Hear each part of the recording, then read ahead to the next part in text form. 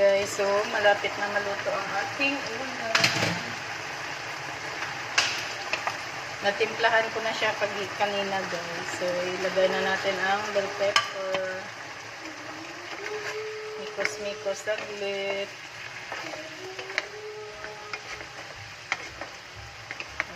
Takpan muna natin saglit ng mga 1 minute para maluto yung bell pepper. Okay, after 1 minute, open natin. And then, ilagay natin ang bagyo beans. Bilis lang kasi maluto yung big bagyo beans. Kaya wag natin patagalin.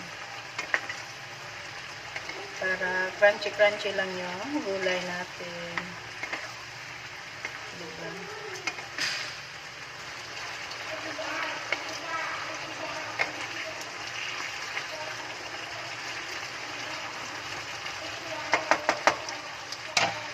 So, ayan ang ating ulam for today.